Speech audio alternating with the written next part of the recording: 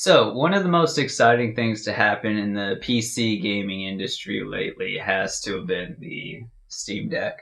Of course, AMD has been keeping the CPU gaming industry interesting lately with Ryzen and Intel trading blows recently. And Nvidia's been keeping GPUs a bit more interesting with the real-time ray tracing and their improvements in AI anti-aliasing upscaling to improve visuals without as much of a hit to performance.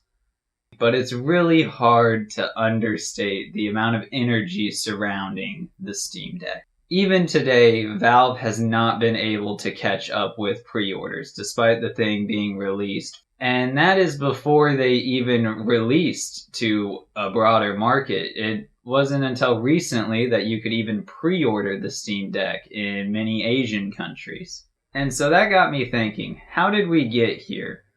Valve has been around a really long time. They've been the king of the gaming marketplace on PC for a long time. Everyone knows Steam. And they've had a few takes at getting into more of a hardware side of things. But some have been really good with the Valve Index, and some have not been so good. And so I thought today we would take a look at some of Valve's history on this side of things. So the first thing I wanted to look at was Steam's in-home streaming, or called Remote Play now. That was released in 2014. The idea was that you could have your one beefy gaming PC in one room, say in an office or somewhere far away, but what if you wanted to play on your couch? And so they released in-home streaming. You could run the game on the gaming PC and just stream the output to your TV. All you needed was a second computer that you would hook into the TV that was also running Steam, and you could stream from your gaming PC to this other computer. This could be a cheap old laptop, a cheaper entertainment center PC that you just watch for movies. It did not have to be a powerful gaming PC or anything like that. When it was first started, the idea was mostly to stream to, say, an old laptop or a theater PC, as I mentioned before. But today, with the Steam Link app, they've expanded that quite a bit. You can, of course, do a PC, Mac, Linux, but you can also do your smartphone, you can do a tablet, or you could even use a Raspberry Pi if you wanted to go that route. But what if you didn't have a spare computer lying around to run Steam on? Well, if you didn't have a spare computer, Valve had you covered. In 2015, they released the, now confusingly named, but the Steam Link, which was just, you can think of it as like a Chromecast for Steam. It's just a small little box that all it does is it streams the games. You just hook this up to your TV, and you can run all of your games through it.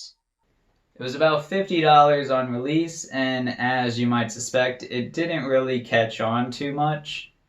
It had a few problems. For one, it was very underpowered. You could only stream at, I believe, 720p with it. And the next problem was the market. The majority of people would probably have another computer that they could use, for example, just their laptop, their work laptop, for example, or they might already have a theater PC so they can watch movies or something on it. So that wasn't really a big market. And then of those that remained, many of them might rather take a DIY approach and make a cheap streaming box with a Raspberry Pi. And on the other side of things, you could go for the more expensive and more premium NVIDIA Shield, which also let you stream games to it if you had an NVIDIA GPU. But it also was more versatile. You could do a lot more things on the NVIDIA Shield. While the app is still very common and Steam Remote Play is also very useful, you can even do it on the Steam Deck if you have it. The Steam Link itself was discontinued in 2018, and for a long while you could actually get one of these for about $1 if you had it bundled with a game separate. And that was actually where I got mine. Next, let's talk about the Steam Machine. This was Valve's first attempt at making the gaming PC into a console. And it was a pretty interesting idea at the time. It was a simple box that was designed to look very similar to a traditional console. For example, here's one right there. It booted directly into Steam Big Picture mode, and it ran Valve's first take on SteamOS. The challenge was that SteamOS and the Steam Machine were just not ready at the time. First, Valve did not produce the Steam Machine themselves. They would sort of license them out to other companies who would produce their own Steam Machine. For example, this one is by Alienware through Dell. And so this resulted in many different designs and also many different performance levels, with some being more powerful than others, as well as many different prices. And all of these different layers of complexity in just purchasing a Steam Machine kind of was counterproductive to the target demographic who just wanted a console alternative, basically. Second, the Steam Machine used SteamOS, as I mentioned, which was a Valve branch off of Linux. The problem was, especially at that time, Linux did not have the greatest game compatibility. And very few people were looking to spend hundreds of dollars on a gaming system that couldn't play their favorite or their most recent game releases. So it became clear to me that the Steam Machine was a learning experience where Valve really realized that they needed to improve Linux gaming compatibility lest they end up in a chicken and egg situation where not many people are playing on Linux because there's not much game compatibility out there, but there's not much game compatibility out there because there's not enough players to justify the development cost of developing on Linux. And so to fix this, Valve eventually did release Proton, or Proton DB. Proton is a compatibility layer for Linux that improves compatibility with many games. If you go to protondb.com, their website, you can browse the list of games with moderate to high compatibility. And you can see that Proton has improved compatibility with thousands of games on Linux, even the majority of Steam's most popular games.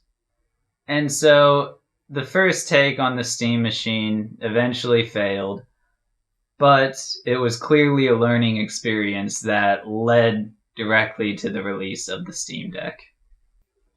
The last thing I wanted to talk about today was this, the Steam controller. It was released in 2015 and was discontinued in 2019. It was a commercial failure at the time, but as you can see, I still have one. And are you ready for a hot take? I actually quite like it. That said, I do understand why it didn't catch on with that many people.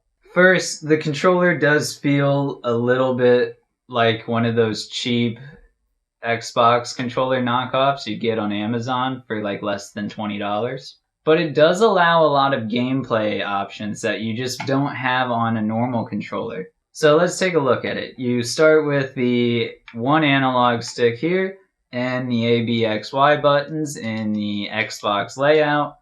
But obviously the thing is these two touchpads that are sort of contoured to your thumb so that you can slide along. Both of the touchpads have haptic feedback built in, which is actually pretty nice. It's not as nice as, say, a new laptop, but it does have nice haptic feedback on it. But these two touchpads, they can mimic a mouse in many ways, and that lets you play games on the couch that you couldn't play otherwise, like Papers, Please or Civilization 5. And another type of game that I actually enjoy are more story-based third-person games like Mass Effect or The Witcher, because you can use this touchpad to control the camera to look around.